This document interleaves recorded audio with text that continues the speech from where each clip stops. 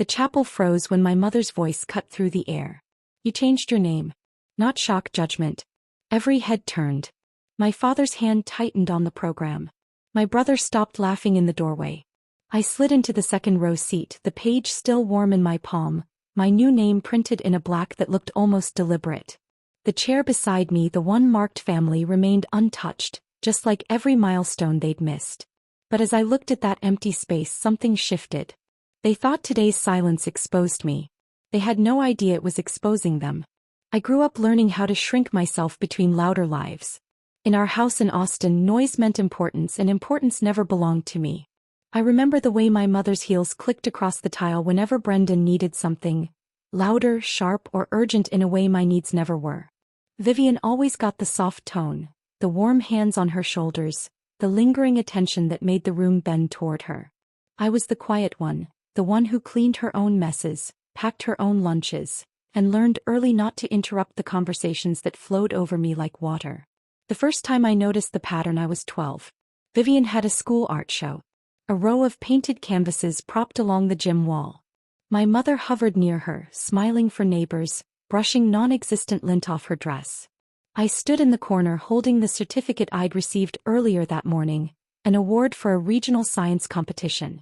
No one in my family came. They didn't even remember the time. Mom passed me as if I were part of the background. "Hold your sister's jacket," she said, handing me the soft fabric without a glance. I folded the certificate into my pocket, the paper crinkling loud enough to echo. No one heard it. Years later, during my high school graduation, they arrived late. The ceremony had already started. My row of classmates shuffled as they searched for seats. When my name was called, I stood scanning the sea of faces for the four that mattered. Only one chair in the family section was empty, mine. My siblings had gone to a lake party and my parents were caught in traffic, though I learned later they'd stopped for coffee. I held the program so tightly the corner tore off. I swallowed the sting and sat down slowly as if careful movements could hide the emptiness. College wasn't different. At Rice, I sent reminders weeks ahead for a departmental award ceremony. Vivian texted back a heart emoji. Brendan left it on scene. My parents replied 3 days later with a casual "well, try." They never showed.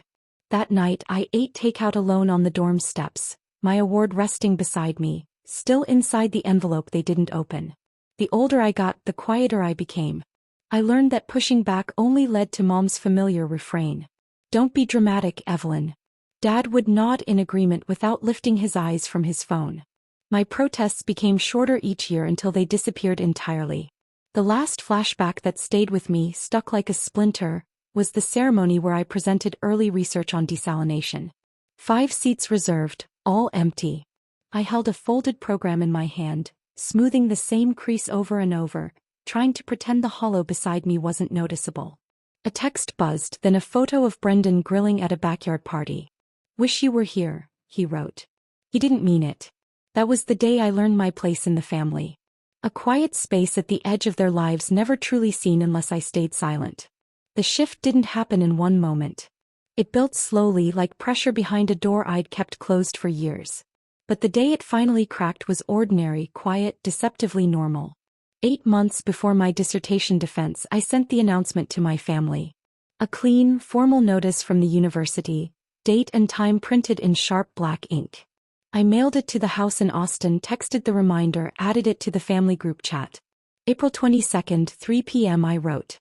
My mother responded hours later with a distracted, "So proud, sweetheart." Vivian sent a thumbs up. Brendan typed, "Nice." I told myself it was enough. Through winter, I repeated the date at every Sunday dinner. Mom nodded without lifting her eyes from her phone. Dad murmured something that might have been agreement. Vivian talked about her kids' soccer schedules. Brendan circled back to his latest barbecue experiments. I reminded them anyway. 5 months, 3 months, 6 weeks, 2. Each reminder felt like tapping on a locked window, soundless from the other side. Then in February, Brendan posted the invitation. Spring Barbecue Bash. The graphic said, April 22nd, 1 to 6 p.m. I stared at the screen long enough for the pixels to blur. When I called him, he sounded genuinely confused. "What time is your thing again?" he asked like he hadn't heard it 20 times. 3 o'clock, I said. "People can do both," he replied. Just come after. Stanford was an hour away. He knew that. He didn't care. I called Mom next. She laughed softly. Honey, don't be dramatic. We'll work something out. But I felt it then, the quiet, sinking certainty. They weren't confused. They weren't busy. They simply chose something else, someone else. Like always. The final confirmation came the day before my defense. Mom answered over loud music, her voice thin between bursts of laughter. I'm at Brendan's helping set up, she said. Total chaos here. And tomorrow, I asked. 3 o'clock, right? We'll be there, she said, distracted. Vivian's bringing dessert. She hung up before I could respond. The next afternoon, standing in the hallway outside Patterson Hall, my phone buzzed. Where are you? Mom asked. We're all at Brendan's. I didn't answer immediately. I let the silence fill the space between us, heavy and final. And in that silence, something inside me clicked into place. I didn't cry in the hallway outside Patterson Hall. I didn't call anyone back. I didn't explain. I gathered my notes, walked into the auditorium, and defended 8 years of work to a room missing 5 faces that should have been there. And when it was over, when congratulations, Dr. Evelyn Brennan echoed across the chamber, I felt nothing but an ache so familiar it was almost quiet. That night, while messages from my family stacked unanswered on my screen, I sat alone in my apartment with the blinds half closed, the glow from my desk lamp pulled across the table, washing over piles of research papers, my laptop, and the program from the ceremony. I smoothed the crease running down its center one last time. Then I opened my laptop and created a folder titled Transition. No emotions, no hesitation, just a folder and the first step toward a life they would no longer have access to. I started with the essentials. I downloaded the name change petition from the county website, printed it. The sound of the printer humming in the quiet apartment felt strangely grounding. Instruction pages required documents. Identification guidelines. I highlighted each section with steady strokes. My pen didn't waver once. Next, financial accounts. I logged into each one, updating contact information, saving statements into the new folder labeled Records. I exported 2 spreadsheets, one listing every account tied to my old name, another mapping how each would shift under the new one. It wasn't revenge, it was order. By midnight, the folder held more structure than my family had offered me in years. The next morning, I woke early. The air was cool, sunlight sharp through the blinds. I brewed a cup of coffee, the steam rising in slow ribbons while I reviewed the petition one last time. Then I changed clothes, navy blouse, pressed slacks, hair pulled neatly back, and drove to the county courthouse. The building loomed pale and quiet against the sky. Inside, the clerk slid a stack of forms toward me. Fill these out, she said. I nodded, found a seat by the window, and began. Line by line, signature by signature, my new name, Evelyn Morrison, settled into each blank space like it belonged there. When I handed the documents back, the clerk stamped the top page, the sound crisp, final. Processing takes a few weeks, she said. That's fine, I replied. Outside, the sun felt different, clearer, less like something I had to earn. The next phase took days, quiet ones. I updated my email first, a clean address unlinked to family. I transferred all research materials to a new cloud drive, deleted the old one. I archived messages from colleagues, mentors, and friends. The only thing I didn't delete was a small folder named Ruth, filled with photos of my grandmother and the birthday letters she'd mailed me through college. Her handwriting had always looked certain, even when mine trembled. By the end of the week, my digital life no longer contained the name Brennan. The physical transition came next. I boxed up my apartment, books stacked neatly, clothes folded in long rows, frames turned face down and wrapped in paper. I stood in the center of the living room the night before the movers arrived, listening to the soft hum of the refrigerator, the faint buzz of a street light outside. My phone lit up every few minutes. Calls, texts, missed attempts to grasp what they'd never held in the first place. I didn't answer. When the truck pulled away, carrying everything I owned toward Portland, I locked the apartment door and rested my hand on the cool metal for a moment. Not sentiment, just stillness. The drive north took 2 days. Long stretches of highway, muted radio, rest stops with flickering vending machines. I stopped only for gas and coffee. Each mile felt like dissolving threads, thin frayed connections falling away behind me. Portland greeted me with gray skies and a soft drizzle. Perfect, I thought.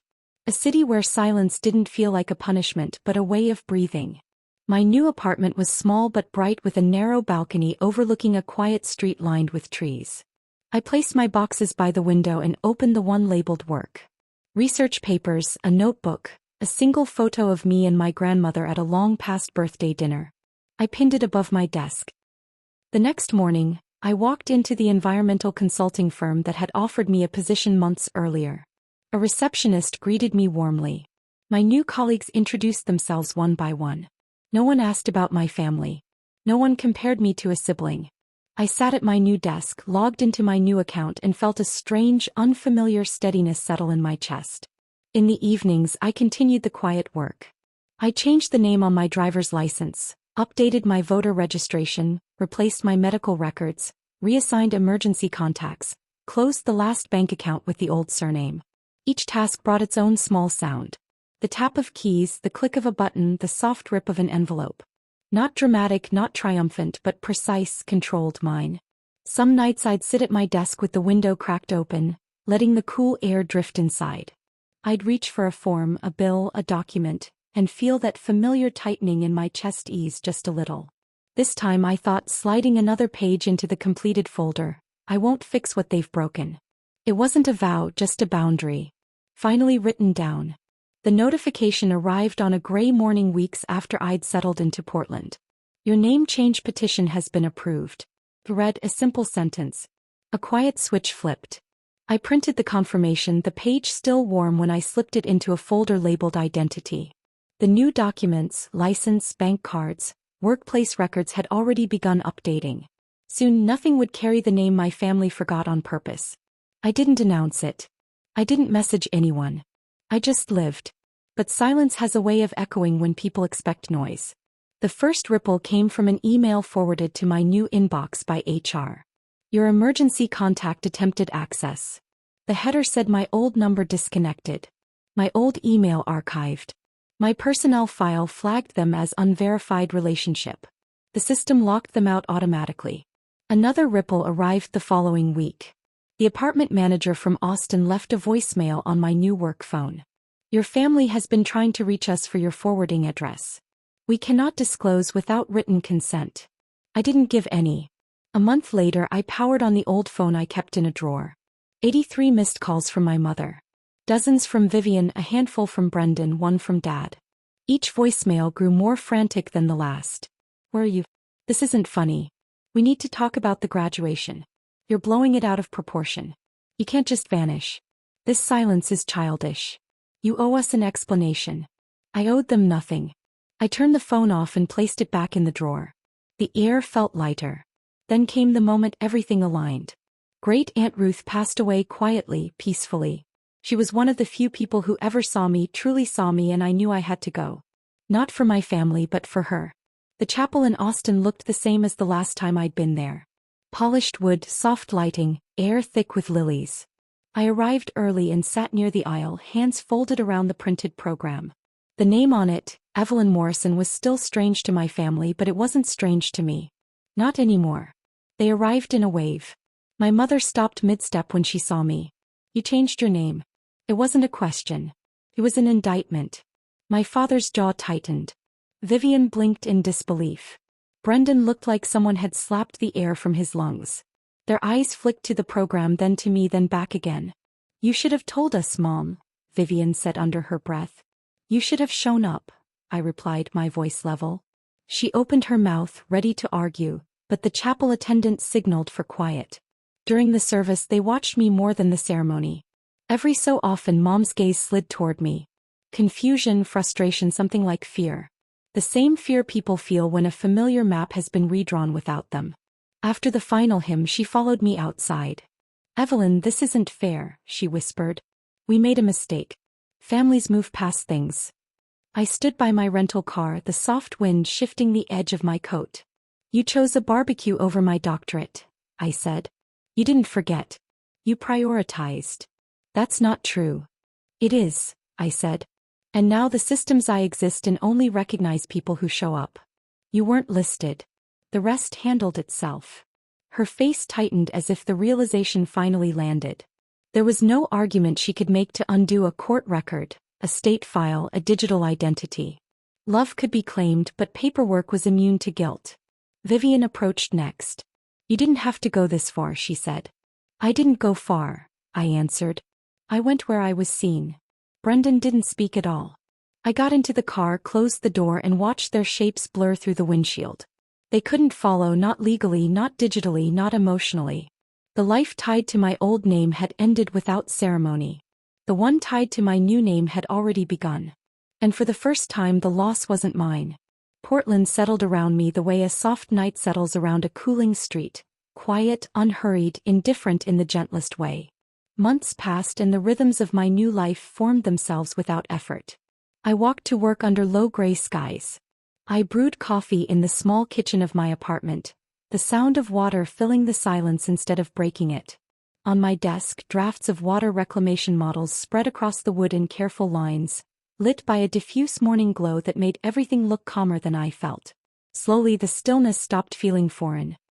My name, Evelyn Morrison, appeared on memos and email signatures on project briefs. Each time I saw it, something inside me anchored a little deeper. At meetings, colleagues asked for my opinion without comparing me to anyone else. After work, a coworker would invite me for coffee, or Alex would meet me at a small cafe tucked between two brick buildings. He listened. He remembered details. He asked about the desalination project I'd been refining for years, and he didn't pretend interest. He showed it.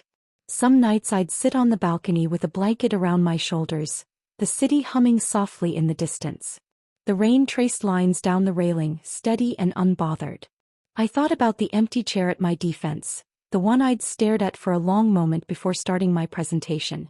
The image returned now and then, but its shape had changed.